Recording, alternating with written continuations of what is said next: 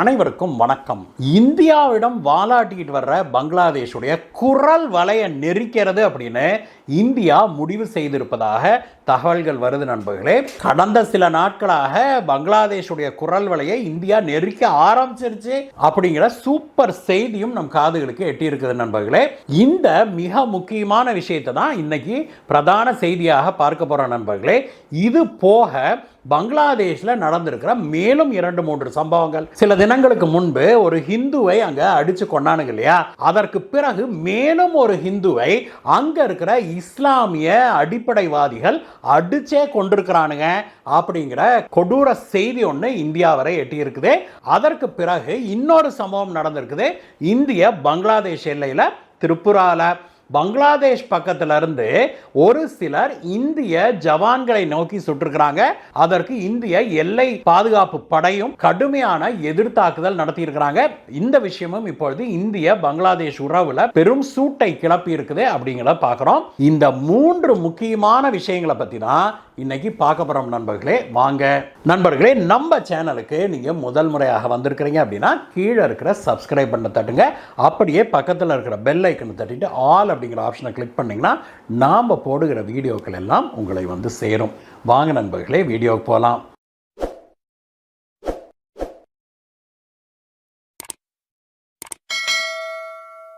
நண்பர்களே, சில தினங்களுக்கு முன்பு பங்களாதேஷ்ல ஒரு ஃபேக்டரியில வேலை செஞ்சுக்கிட்டு இருந்த ஒரு அப்பாவி மனிதனை, அவர் ஹிந்து அப்படிங்கிற ஒரே காரணத்துக்காக அவரை அங்க இருக்கிற இஸ்லாமிய மக்கள் அடிச்சே கொன்னாங்க. இந்த கொடூரமான விஷயம் ஏன் நடந்தது அப்படின்னு பார்த்தா அந்த காரணம் தான் கொடுமையிலும் கொடுமை நண்பர்களே. என்னன்னா, அந்த ஃபேக்டரியில இந்த மனுஷன் பயங்கர சின்சியரான ஒர்க்கரா இருந்திருக்கிறாரு. அதனால அவருக்கு சமீபத்தில் ஒரு ப்ரொமோஷனும் கொடுத்திருக்கிறாங்க, சம்பள உயர்வும் கிடைச்சிருக்குது. அதை கண்டு வைத்தறிச்சல் அடைஞ்ச ஒரு சில இஸ்லாமிய ஃபேக்டரி ஒர்க்கர்கள் இந்த ப்ரொமோஷன் வாங்கினார். அவர் வந்து ஒரு ஹிந்து, அவர் வந்து இஸ்லாத்தை தவறாக சித்தரிச்சு பேசிட்டாரு அப்படின்னு ஒரு புரளிய ஃபேக்டரிக்குள்ள கிளப்பியிருக்கிறாங்க. இது வந்து ஃபேக்டரியில வேலை செய்கிற ஆட்களிடையே பரபரப்பாக பிரச்சனையாகவே அந்த ஃபேக்டரியை சேர்ந்த செக்யூரிட்டி ஆட்கள் இந்த ஹிந்துவான தாசை பிடிச்சு தனியாக உட்கார வச்சு விசாரிச்சிருக்கிறாங்க. அதில் ஆனம்ட்டு அவர் சொல்றாரு, நான் அப்படிலாம் எதுவுமே பேசலை அப்படின்னு. ஆனால் அவர்கள் அதை காதில் வாங்கிறதாக இல்லை. உடனடியாக அவங்க என்ன பண்ணுறாங்க, போலீஸ்காரங்களுக்கு தகவல் கொடுக்குறாங்க. போலீஸ்காரங்க தான் அங்கே வந்தாருங்களே, அவங்களாவது நடுநிலையோட விசாரிச்சாங்களா, உண்மை என்னன்னு கண்டுபிடிச்சாங்களா, நியாயமாக நடந்துக்கிட்டாங்களா அப்படின்னா அதெல்லாம் கிடையாது. அந்த இஸ்லாமிய அடிப்படைவாதம் அப்படிங்கிறது பங்களாதேஷில் இருக்கிற இஸ்லாமியர்களிடையே அப்படியே ஊறி போயிருக்குது அப்படின்னே சொல்கிறாங்க. அந்த அளவுக்கு வெறி எடுத்து திரியிற அந்த நாட்டுடைய போலீஸாரும் கூட தாஸ் என்ன சொல்கிறாருங்கிறத காதில் வாங்கிறது கூட தயாராக இல்லை. அவரை கடுமையாக தாக்கி இருக்கிறாங்க. அந்த சமயத்தில் இந்த விஷயம் வெளியிலையும் பரவ ஃபேக்டரிக்கு வெளியில ஒரு கூட்டம் கூடியிருது. அங்க சுத்தி இருக்கிற அந்த மக்கள் எல்லாம் அவர்கள் இஸ்லாமியர்கள், அவர்கள் வந்து இந்த தாசை தங்க கிட்ட ஒப்படைக்குமாறு போலீஸ்காரங்க கிட்ட வாக்குவாதம் செய்யறாங்க. இந்த வாக்குவாதத்தை ஏற்றுக்கொண்ட போலீசார் தாச இஸ்லாமிய அடிப்படைவாதிகள் கிட்ட ஒப்படைக்கிறாரு. இவங்களை சாதாரண பொதுமக்கள்னா நம்ம சொல்லவே கூடாது நண்பர்களே. எல்லா பொதுமக்களும் இப்படியா இருப்பாங்க? இதுகெல்லாம் வந்து இஸ்லாமிய தீவிரவாத அடிப்படைவாதிகள் அப்படின்னு தான் சொல்லணும். அவனுங்க கையில இந்த தாஸ்திகம் அவரை அடிச்சே கொண்டானுங்க. அடிச்சு கொன்னதோடு இல்லாமல் அவர் இறந்து கிடக்கிறாரு. அவருடைய உடல்ல ஏறி மிதிக்கிறானுங்க பாருங்க. இவனுங்கெல்லாம் மனுஷனுங்களா அப்படின்னு தான் நம்மளால கேட்க தோணுது. கொஞ்சம் கூட ஈவு இரக்கமே இல்லாத அளவுக்கு ஒரு மனிதரை மிருகமாக மத வெறி மாற்றிருச்சு அப்படின்னு தான் சொல்லணும் அந்த நாட்டில். அதற்கு பிறகு அவருடைய உடலை கட்டி தொங்க விட்டு அதை தீயிட்டும் கொளுத்துறானுங்க. இந்த விஷயம் உலகம் முழுவதும் காட்டு தீய போல பரவி உலகத்தில் இருக்கிற பெரும்பாலான நாடுகள், இஸ்லாமிய நாடுகளை தவிர பெரும்பாலான நாடுகள் இதற்கு கண்டனம் தெரிவிச்சிருக்கிறாங்க. இந்த சம்பவம் நடந்து அந்த சூடு அடங்க கூட இல்லை. அடுத்த ஒரு சில தினங்கள்லேயே மீண்டும் மீண்டும் ஒரு ஹிந்துவை அடிச்சே கொண்டிருக்கிறாங்க பங்களாதேஷிய இஸ்லாமியர்கள். பங்களாதேஷ்ல ராஜ்பாரி அப்படிங்கிற ஊர்ல நடந்த சம்பவம் மீண்டும் பங்களாதேஷ ஒரு ஆப்கானிஸ்தான் ரேஞ்சுக்கு உலக மக்களை பார்க்க வச்சிருக்குது. சாம்ராட் அப்படின்னு அழைக்கப்படுகிற அம்ரித் மொண்டால் அப்படிங்கிறவருக்கு தான் இந்த நிலைமை ஏற்பட்டிருக்க நண்பர்களே. அவர் ஒரு இளைஞர். எப்படி தாஸ் மீது இஸ்லாத்துக்கு எதிராக அவர் பேசிவிட்டார் அப்படிங்கிற ஒரு புரளியை கிளப்பினாங்களோ அதே மாதிரி தான் இந்த அம்ரித் மொண்டால பிடிக்காதவங்க அவர் கிராமத்தில் ஒரு சிலர் இந்த மாதிரி அம்ரித் மொண்டால் பேசிட்டாரு, இஸ்லாத்துக்கு எதிராக அவர் பேசிட்டாரு அப்படின்னு சொல்ல போக அந்த ஊர்ல கூடிய இஸ்லாமிய அடிப்படை தீவிரவாத எண்ணம் கொண்ட சிலர் அவரை நேற்று அடிச்சே கொண்டிருக்கிறாங்க நண்பர்களே.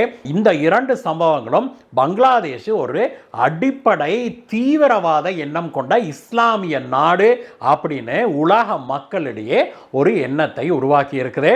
இந்த இரண்டு சம்பவங்களுக்கும் இந்தியா கடுமையான தன்னுடைய கண்டனத்தை தெரிவிச்சிருக்குது. பங்களாதேஷே இன்னைக்கு பற்றி எரிஞ்சுக்கிட்டு இருக்கிற இந்த சமயத்தில் இந்திய பங்களாதேஷ் எல்லையில் நடந்திருக்கிற ஒரு சம்பவம் இந்தியாவுக்கும் பங்களாதேஷுக்கும் இடையே ஒரு பெரும் உரசலை ஏற்படுத்தி இருக்கு நண்பர்களே. நம்முடைய வடகிழக்கு மாநிலமான திரிபுராவில் இருக்கிற இந்திய பங்களாதேஷ் எல்லையில் திடீர்னு எதிர் திசையிலிருந்து பங்களாதேஷுக்குள்ள இருந்து துப்பாக்கி சுடும் சத்தம் கேட்டிருக்குது. இங்க எல்லை தாண்டி நின்றிருந்த இந்தியாவுடைய பார்டர் செக்யூரிட்டி போர்ஸ் உடைய ஜவான்கள் உஷாராகிறதுக்கு முன்னாடியே இங்க நின்றிருந்த நம்முடைய பிபின் குமார் அப்படிங்கிற ஒரு 35 வயது ஜவானுக்கு துப்பாக்கி குண்டு பாய்ந்திருக்குது. நல்ல வேலையாக அவர் உயிர் பிழைத்து கொண்டாரு. அவருடைய நிலை கொஞ்சம் மோசமாக தான் இருக்குதுங்கிறாங்க. மருத்துவமனையில் அட்மிட் பண்ணியிருக்கிறாங்க. துப்பாக்கி சூடு சத்தம் கேட்ட உடனேயே சுதாரித்து கொண்ட இந்தியாவுடைய எல்லை காவல் படை திருப்பி பங்களாதேஷ் எல்லையை நோக்கி சுற்றுக்கிறாங்க. அதற்கு பிறகு பங்களாதேஷ் எல்லையில் ஒரே அமைதியாக போய்விட்டது. இது தொடர்பாக இந்திய ராணுவம் தன்னுடைய கடுமையான ஆட்சேபத்தை பங்களாதேஷ் ராணுவத்துக்கு தெரிவிச்சிருக்குது. ஆனால் பங்களாதேஷ் ராணுவமும் அரசாங்கமும் என்ன சொல்றாங்க அப்படின்னாக்க, இது பங்களாதேஷ் ராணுவமோ எல்லை காவல் படையோ சுடல, இது பங்களாதேஷ்ல ட்ரக் கடத்துற எவனோ சுட்டிருக்கிறான், அது பங்களாதேஷுடைய எல்லை காவல் படை இருக்குதுல அவங்கள நோக்கி சுட்டது, அது தெரியாம இங்க எல்லை தாண்டி வந்துருச்சு, எல்லை தாண்டி இந்தியர்களை நோக்கி அவங்க சுடல. இந்த சம்பவத்துக்கும் பங்களாதேஷ்ல இப்பொழுது நடந்து வருகிற இந்திய எதிர்ப்பு கலவரத்துக்கும் இந்துக்கள் எதிர்ப்பு கலவரத்துக்கும் சம்பந்தம் இல்லை அப்படின்னு 7.5 யூனிட்ஸோட அரசாங்கம் சொல்லியிருக்கிறாங்க.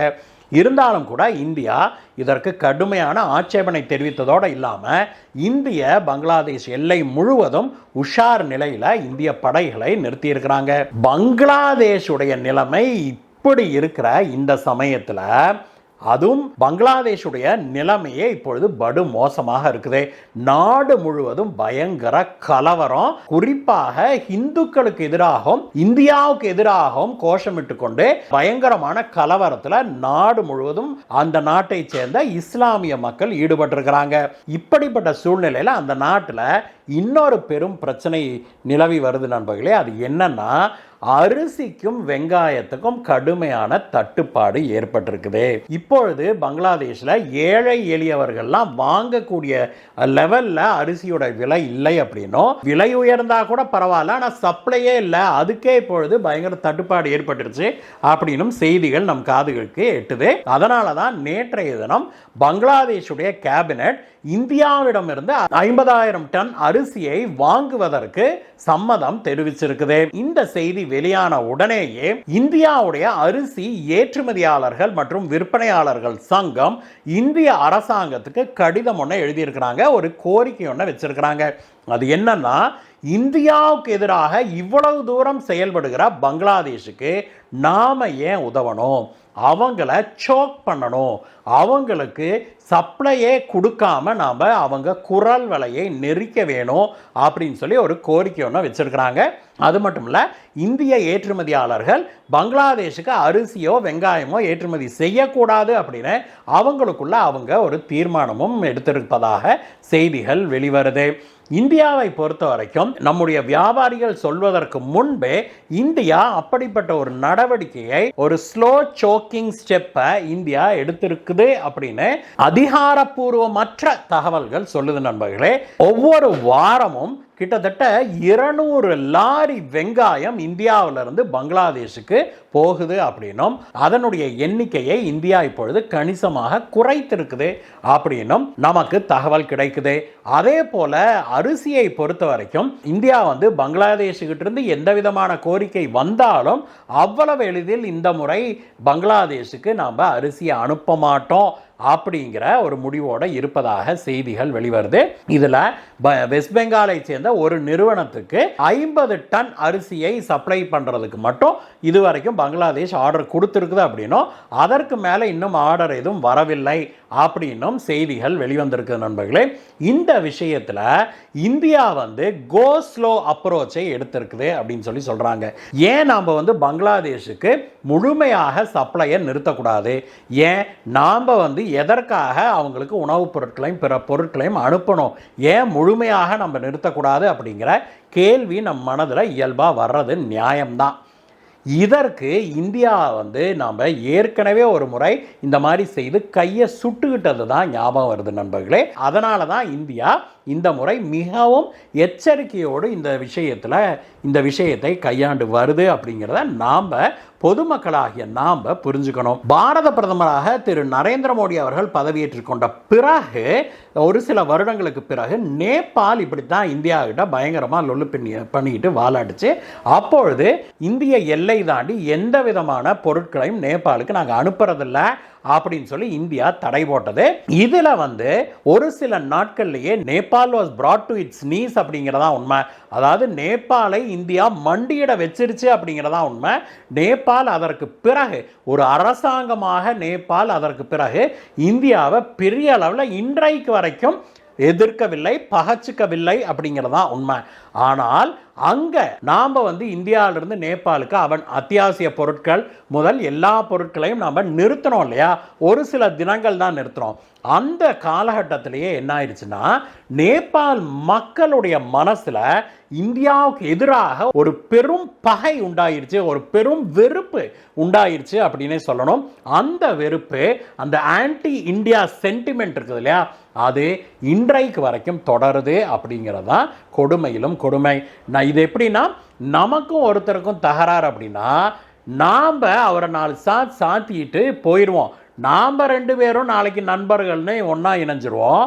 ஆனால் அவருடைய குடும்பம், அவருடைய நண்பர்கள்லாம் இருக்கிறாங்களே, அவருடைய சொந்த பந்தம்லாம் அவங்க நம்மளை மன்னிக்கவே மாட்டாங்க அப்படிங்கிறது தான் உண்மை. நமக்கு அந்த இமேஜ் செட் ஆயிரும்.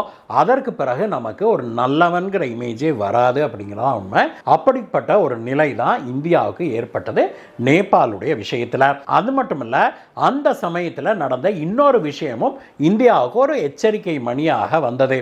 என்னன்னா, அதுவரைக்கும் சீனாவை பெரிய அளவில் உள்ள விடாத நேபாள் அதற்கு பிறகு இந்தியா இப்படி ஒரு பிளாக்கேடை செய்த பிறகு நேரா சீனாவிடம் போய் சீனாவிடம் சரண்டர் ஆயிடுச்சு. அதற்கு பிறகுதான் சீனா பெரிய அளவில் நேபாளுக்குள்ள உள்ள வந்ததும், அதற்கு பிறகுதான் Nepal belt and road initiative திட்டங்கள் இருக்குது இல்லையா, அந்த சீனாவுடைய பெல்ட் அண்ட் ரோடு இனிஷியேட்டிவ் திட்டங்களுக்கு ஒப்புதலே வழங்குச்சு அப்படின்னா பார்த்துக்கோங்களேன். அந்த அளவுக்கு ஒரு வெறுப்பை இந்தியாவின் மீது உண்டாக்குனது எதுன்னா அந்த பிளாக்கேடு தான். அதனால தான் அதே மாதிரியான ஒரு நடவடிக்கையை பங்களாதேஷின் மீது எடுக்கிறதுக்கு இந்தியா ரொம்பவுமே யோசிக்குது அப்படின்னே சொல்லணும். எது எப்படி இருந்தாலும் நண்பர்களே, இதெல்லாம் ரொம்ப காம்ப்ளெக்ஸான ராஜதந்திரம். ஆனால் ஒரு சாதாரண ஒரு மனிதனாக, ஒரு சாதாரண ஒரு ஹிந்துவாக இன்றைக்கும் என் மனசில் என்ன தோணுதுன்னா, இந்த பங்களாதேஷை நம்ம சும்மா விட்டு வைக்க கூடாது அப்படின்னா என் மனசில் தோணுது. உங்களுடைய மனதில் என்ன தோணுது? பங்களாதேஷிடம் இந்தியா தொடர்ந்து பொறுமை காக்க வேணுமா அல்லது பங்களாதேஷை வெச்சு செய்யணுமா?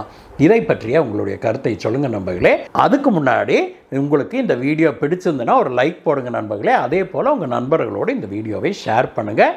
உங்களுக்கு இந்த வீடியோ பிடிச்சிருக்குது அப்படின்னா நம்மளுடைய கமெண்ட்ஸில் சொல்லுங்கள். மீண்டும் உங்களை வேற ஒரு வீடியோ சந்திக்கிறேன் கைஸ். பாய் பாய்.